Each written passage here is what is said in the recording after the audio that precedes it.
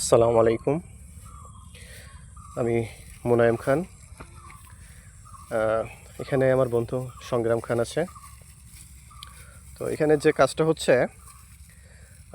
পেঁপের চারা তৈরি করার জন্য মাটি প্রস্তুত করা হচ্ছে। আমরা মোটামুটি 1200 থেকে 1500 মতো চারা তৈরি করব। তো সেজন্য আমরা বাইরে থেকে উর্বর মাটি নিয়ে এসেছি, আর সাথে টাইকো কম্পোস্ট, জৈব সার আছে, সাথে কার্বোফুরান আর ম্যানসার দিয়ে মাটি তৈরি করতেছি।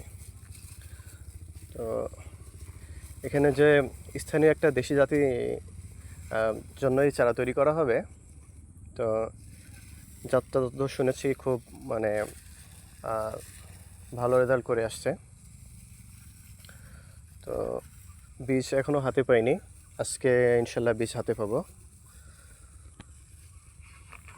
তো মোটামুটি আজকে আমরা মাটি প্রস্তুত হয়ে গেলে কালকে চারা দেওয়ার কাজ শুরু করব। আর চারা দেওয়ার হয়ে গেলে আমরা পলি দিয়ে আমরা চারাটা মানে বীজ দিয়ে তারপর ঢেকে দিব আর কি। মোটামুটি 4-5 দিন পরে ওটা আলগা করব। 4-5 দিনে ইনশাল্লাহ কল বের হয়ে যাবে। তারপরে 30 থেকে 35 দিন বা সর্বোচ্চ 40 দিনের মাথায় আমাদের জমিতে চারাগুলো লাগানো পড়বে ইনশাল্লাহ।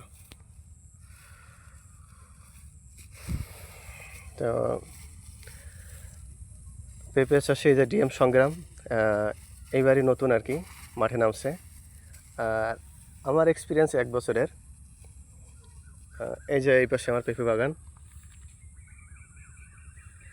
যদিও বর্ষায় বাগানের অবস্থা ভালো না।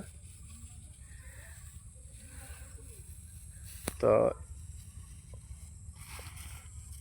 এই জন্য নতুন করে এর ভেতরে আবার এই চারা লাগাই দিব আর কি।